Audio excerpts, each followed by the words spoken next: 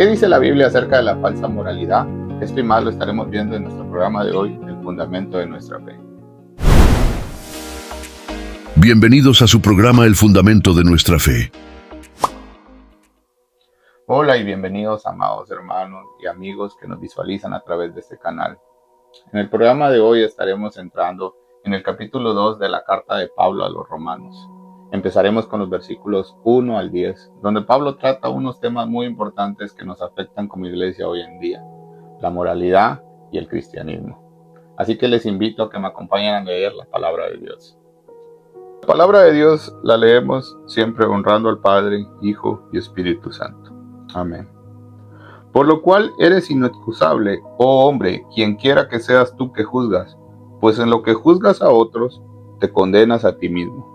Porque tú que juzgas haces lo mismo, mas sabemos que el juicio de Dios contra los que practican tales cosas es según verdad. ¿Y piensas esto, oh hombre, tú que juzgas a los que tal hacen y haces lo mismo, que tú escaparás del juicio de Dios? ¿O menosprecia las riquezas de su benignidad, paciencia, longanimidad, ignorando que su benignidad te guía al arrepentimiento? Pero tú, por tu dureza y por tu corazón no arrepentido, atesoras para ti mismo ira para el día de la ira y de la revelación del justo juicio de Dios, el cual pagará cada uno conforme a sus obras.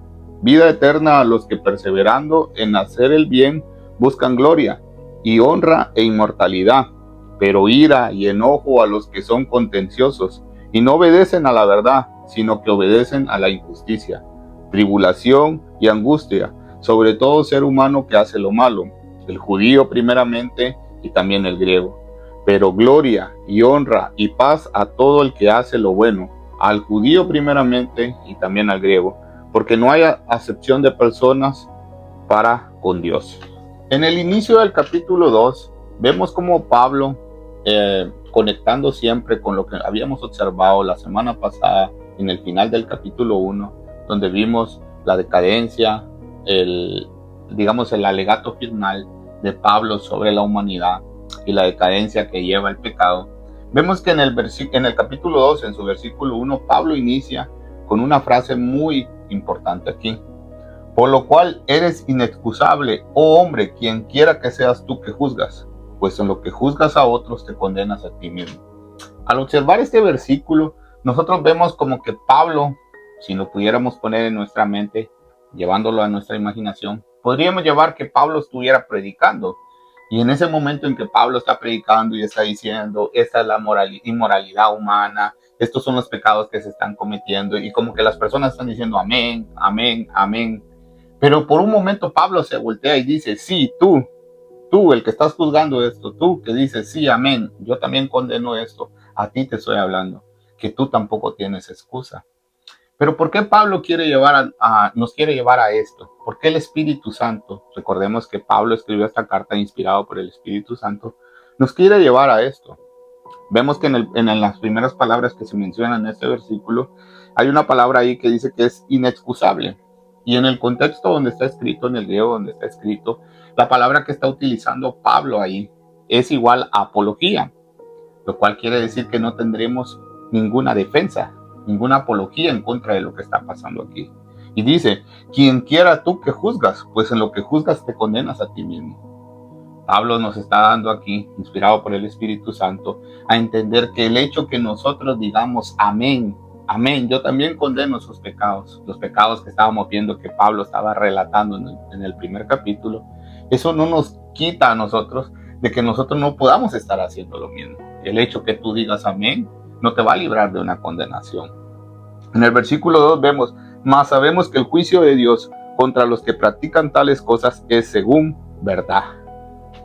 Y esta frase es importante porque al hablar sobre la verdad, nos está diciendo aquí Pablo que esto no tiene ninguna excusa.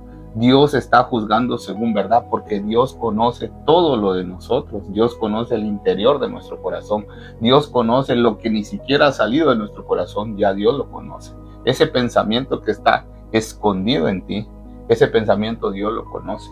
Y cuando Pablo dice que este juicio va a ser según verdad, quiere decir de que Dios va a tener ahí, sabes, la vida va a terminar con un juicio Y cuando estemos parados frente al trono blanco, Dios va a tener ahí todas las pruebas. No va a haber forma de que nosotros podamos escapar, porque Dios conoce hasta lo que nosotros pensamos. Y en el versículo 3 vemos que Pablo dice: y piensas esto, oh hombre, tú que juzgas a los que tal haces y haces lo mismo, que tú escaparás al juicio de Dios. Y seguimos con la misma idea de un juicio. Esto lo hemos venido trayendo desde el capítulo 1. Pablo está diciendo: sí, tú vas a estar delante de Dios también. Tú que dices: no, yo sí condeno la homosexualidad, yo condeno la fornicación. Tú también vas a ser juzgado. Hermanos, esto no nos quiere llevar a nosotros a sentirnos culpables de todo, sino lo que Pablo nos está diciendo aquí, inspirado por el Espíritu Santo, es que de verdad nosotros podemos decir que nunca hemos fornicado. De verdad podemos decir nosotros que nunca hemos cometido homicidio. Y sí, claramente, pues hasta yo puedo responder: no, pues yo nunca he matado a nadie. Pero el Señor Jesús dice que con solo que tú llames fatuo a tu hermano, que quiere decir tonto o idiota, solo con eso, con que tú digas esas palabras, tú estás asesinando a tu hermano. Para Dios es lo mismo que hayas cometido homicidio. Entonces te está dejando sin excusa. Esto es lo que quiere decir estos versículos, y por eso Pablo lo lleva para allá. Sí, tú que juzgas esto, como que estuviera volteando a ver a esa persona, tú que estás juzgando esto, sí, a ti te digo que no vas a tener excusa tampoco delante de Dios.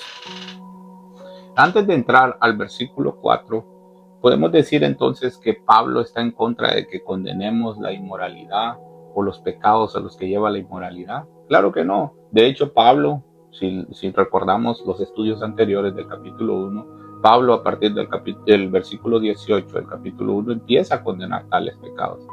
No es que al tener un juicio en contra de la inmoralidad o de los pecados que está metido este mundo, eso no es lo que te condena. Lo que te condena es que tú creas que no tienes nada en contra de Dios y que todo está bien tal como Dios. Y este mensaje es para alguien que tenga ese sentimiento moralista y que se sienta sobre el bien y sobre el mal, que se sienta favorecido por Dios. Y de hecho así entramos en el versículo 4. Dice en el versículo 4: o menosprecia las riquezas de su benignidad, paciencia, longanimidad, ignorando que su benignidad, o sea, que su bondad, te guía al arrepentimiento. Y esta es una pregunta que deja Pablo ahí. ¿Tú ignoras esto? ¿Y a qué nos quiere llevar Pablo aquí? Porque es muy probable que alguien, al escuchar este tipo de mensaje, pueda decir: pero no, ¿por qué me dices tú eso a mí? Si mi Dios es un Dios de amor, mi Dios no es un Dios que condena. Yo soy un favorecido de Dios. ¿No ves la vida que tengo? Muchas personas pueden pensar así y pueden sentirse que por las bendiciones que Dios da, quiere decir que están siendo favorecidos porque ellos están haciendo bien para con Dios y se están ganando el favor de Él. Pero no. ¿Sabes qué es lo que dice aquí Pablo? Que las riquezas, eso es la abundancia de las bendiciones de Dios. Dice la palabra de Dios que son nuevas sus misericordias cada mañana. Cada mañana nosotros somos favorecidos por Dios. Pablo en la carta en Hechos, Lucas relata cuando Pablo está en medio de una población de Tesalónica y él empieza a predicar y él dice: en Él estamos, en Él existimos y en Él somos. Dios tiene el mundo en sus manos, y dice la palabra de Dios también que Él saca el sol sobre buenos y sobre malos. Así que las riquezas que Dios tiene, la bondad que Dios tiene hacia ti, no quiere decir que tú te ganaste esa bondad y por eso Dios te está favoreciendo. Es todo lo contrario. Lo que Dios está haciendo, mostrándote ese amor, es llevándote al arrepentimiento. Tú no tienes que sentirte autosuficiente porque Dios te ha bendecido. Es todo lo contrario. Tú tienes que sentirte más agradecido con Él, porque Él lo hizo cuando tú no lo merecías, cuando yo no lo merecía. Ninguno de nosotros hemos merecido lo que Dios ha hecho por nosotros. Así que cuando nosotros vemos la abundancia de sus riquezas, a lo más contrario, nosotros nos tendría que llevar a un mayor amor por su salvación y por lo que Él hizo sin nosotros merecerlo. Y vemos en el versículo 5, dice: pero por tu dureza y por tu corazón no arrepentido, atesoras para ti mismo ira, para el día de la ira y de la revelación del justo juicio de Dios. Y por eso es que nosotros entramos con la pregunta al principio sobre la moralidad. ¿Qué significa la falsa moralidad? ¿A qué nos referimos con falsa moralidad? Al estudiar este último versículo, el versículo 5, nosotros vemos que Pablo sí se está dirigiendo a un individuo moral. Nosotros sabemos que en el mundo hay gente muy moral. Hay gente que pertenece a grupos rotarios, a fundaciones, que donan su dinero, que son muy bondadosas. Pero quiere decir aquí Dios que aún tú, que condenas todo lo malo que está en este mundo, tú también no tienes excusa delante con Él. ¿Cuál es entonces a lo que nos quiere llevar Dios? Tú te estás dando cuenta a qué figura nos lleva Dios. Si la persona más moral, si la persona con más bondad en el mundo, que lo hace independientemente a Dios, no tiene excusa, ¿quién queda con excusa? Y eso es lo que el Pablo nos está llevando aquí. Está diciendo, no, nadie tiene excusa. La única solución para todo esto es un Salvador. Y el Salvador nosotros por gracia de Él ya lo conocemos, y es Jesucristo. Entonces vemos que aquí dice que por la dureza de tu corazón estás acumulando ira para el día de la ira y del justo juicio de Dios. El juicio de Dios es un juicio justo y Dios condenará todo. Todas las obras van a salir a la luz, buenas y malas. En el día del juicio lo bueno y lo malo va a salir a la luz. Así que si tú has hecho obras buenas y nadie te ha dicho nada te ha felicitado, nadie te ha dicho nada, no te preocupes, en el día del juicio de Dios todo saldrá a la luz, bueno y malo, todo lo bueno y todo lo malo que hicimos. En el versículo 6 nosotros vemos que dice, en el cual pagará cada uno conforme a sus obras. ¿De qué está hablando aquí Pablo? Claro, tenemos en el versículo anterior el contexto, está hablando del juicio. Por eso te decía, que no te preocupes por aquello de que tú dices, no, yo he hecho esto y nadie me reconoce nada. A veces cuando nosotros estamos en nuestras iglesias, nosotros decimos, no, pero yo hago esto, yo hago lo otro y nadie me dice nada. No, no te preocupes. Dios pagará a cada uno conforme a sus obras. Ahora, aquí hay que aclarar algo, porque muchas personas a veces malinterpretan estos textos. ¿Quiere decir entonces que nosotros nos estamos ganando nuestra salvación por nuestras obras? Claro que no. Y lo tenemos claro en el versículo 16 del capítulo 1, 16 y 17, porque dice, porque en el Evangelio la justicia de Dios se revela por fe y para fe, como está escrito, mas el justo por la fe vivirá, no por las obras, por la fe en Jesucristo. Nosotros tenemos fe en Jesucristo y por Él nosotros vamos a vivir en esa vida eterna. Pero aquí viene lo importante, sí hay un pago por las obras que tú haces. En el versículo 7 vemos que dice, vida eterna a los que perseverando en hacer el bien buscan gloria. Y nos está llamando Dios entonces a buscar gloria. Muchas veces se tiene como que una falsa humildad de parte de los cristianos. Tenemos como una falsa humildad de decir, no, yo me conformo con estar ahí con Dios. No, no, no. La palabra de Dios nos está diciendo aquí, nosotros tenemos que buscar gloria.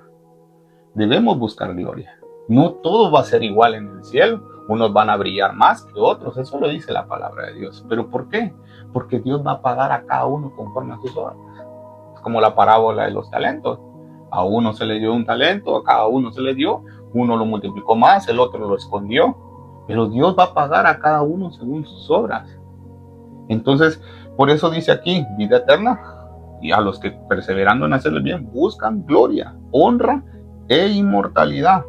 Pero, y aquí viene el contraste, en el versículo 8 dice, pero ira, enojo a los que son contenciosos, o sea que les gusta pelear, que están en contra de las, no gusta obedecer. A esas personas dice que ira y enojo, y no obedecen a la verdad, sino que obedecen a la injusticia, tribulación, angustia sobre todo ser humano que hace lo malo. Y me detengo aquí, porque entonces nosotros vamos a entender lo que estamos hablando sobre la figura del juicio, que Pablo lo está llevando para ahí, para entonces darte a entender esto. Sí, está bien, tú que piensas y dices, no, yo estoy en contra, por ejemplo, de muchos pecados que se cometen. Yo estoy en contra, por ejemplo, de las personas que constantemente mienten en la iglesia. Sí, pero tú también te tienes que guardar de eso. ¿Y cómo lo vas a hacer? En dependencia de Cristo. No lo puedes hacer por ti mismo, lo tienes que hacer en dependencia de Él. Entonces, ¿a qué nos está llevando Pablo aquí? Nos está llevando a entender a dónde va el juicio de Dios. El juicio de Dios va a existir. Hermano, es importante que nosotros comprendamos esto, y amigos también que nos estén visualizando. Esta vida va a acabar con un juicio. Porque si esta vida no acabara con un juicio, sería una broma de mal gusto. Porque, como dice en el libro de Eclesiastés, dice Salomón, que un mal he visto de este lado del sol, que al justo con dificultad se mantiene en esta tierra. Y he visto que el injusto prospera. Y nosotros lo vemos a diario. Tú y yo lo vemos a diario. Muchas veces nos enojamos, estamos en contra de la injusticia. Y decimos, pero qué injusticia en nuestros países, con nuestra gente, políticos que roban una y otra vez. Y no vemos que pase nada. Pero ahí es donde nosotros tenemos una promesa. Y eso es lo que nos mantiene a nosotros aferrados. Nuestra fe en Cristo. Y sabemos que Dios va a pagar en ese día. Toda rodilla se va a doblar. Y Dios va a pagar a cada uno según sus obras. Y como veíamos en el versículo 9, tribulación y angustia sobre todo ser humano que hace lo malo. Pero aquí viene algo importante y dice, al judío primeramente y también al griego. Pero gloria, honra y paz para todos los que hacen lo bueno, al judío primeramente y también al griego. Porque, dice en el versículo 11, lo voy a unir aquí, porque no hay acepción de personas para con Dios. Y es importante esto que deja Pablo aquí, estas últimas frases que deja en el versículo 9, del 9 al 11, porque lo que nos da a entender, y puede ser un poquito confuso, porque decimos nosotros, bueno, ¿por qué el judío primeramente? Bueno, vamos a regresar un poco. ¿A quién fue primero al que se le dio la promesa? Claro, fue al pueblo judío. Ellos tuvieron las primicias de la salvación. Al pueblo judío fueron a los primeros que vino la ley. Y la ley les decía, haz esto, haz el otro. Claro, la ley los llevaba hacia un Salvador. Pero por eso Pablo dice aquí que para todo el que hace el mal, todos van a tener el justo juicio. No es un juicio amañado como nosotros vemos en la actualidad. Vemos que hay trampas legales que después no. Dios es un juez justo y Él pagará a cada uno según sus obras. Pero dice aquí, la palabra de Dios lo deja claro, que al judío primeramente y también al griego. Yo quiero hacer un pequeño paréntesis aquí cuando dice al judío y al griego. No creas, hermano o amigo, que se trata solo de judíos y griegos como lo que nosotros conocemos ahorita, sino que, para regresar un poquito en el contexto donde está escrita la carta, estamos hablando del pueblo judío. Esta carta iba dirigida a Roma, donde la mayoría eran judíos. ¿Qué pasa? Que como los judíos tenían un pensamiento muy cerrado, ellos decían, están los judíos y el resto del mundo. Y muchas veces decían el judío y el griego, o el judío y el gentil. Entonces ese es el pequeño paréntesis para aclarar esto. Entonces está diciendo aquí Pablo, sí, primeramente al judío se le va a pagar sus malas obras. Y Dios no va a dejar nada sin pagar. Las malas obras primeramente al judío y también al griego. No se va a salvar. Y esto es muy importante. ¿Por qué? Porque nos puede llevar a un pensamiento. Mira, mi hermano, hay muchas personas en África, en países como Norcorea, que nunca han escuchado el Evangelio de Cristo. Y ellos también van a ser juzgados, justamente por el juicio de Dios. Y van a ser condenados si mueren sin Cristo. Pero para esa persona que nunca escuchó de Cristo, el castigo del infierno va a ser menor para aquel que tuvo la primicia de la salvación. Así que si tú has escuchado la palabra de Dios y Dios te ha llamado al arrepentimiento con su benignidad, con todo lo que hace por ti, y tú has rechazado a Cristo, tu castigo va a ser peor en el infierno. Y claro, el menor de los castigos en el infierno es lo peor, porque va a ser eternamente. Pero estamos hablando de que la palabra de Dios nos dice que el justo juicio de Dios va a caer primero y con severidad a aquellos que ya conocían de la palabra de Él. Y vemos que en el último versículo dice, Dios no hace acepción de personas, ni para lo bueno, ni para lo malo. Así que lo que nos queda a nosotros de entender de estos versículos que hemos estudiado hoy es que Dios va a pagar cada una de las obras que nosotros hicimos. La buena noticia para ti, hermano en Cristo, si tú ya has aceptado a Cristo, tú tienes un abogado. Claro, tú vas a ser juzgado por todo lo que hiciste malo cuando estabas en el mundo. Y vas a ser juzgado según las obras que hiciste y las obras buenas que hiciste.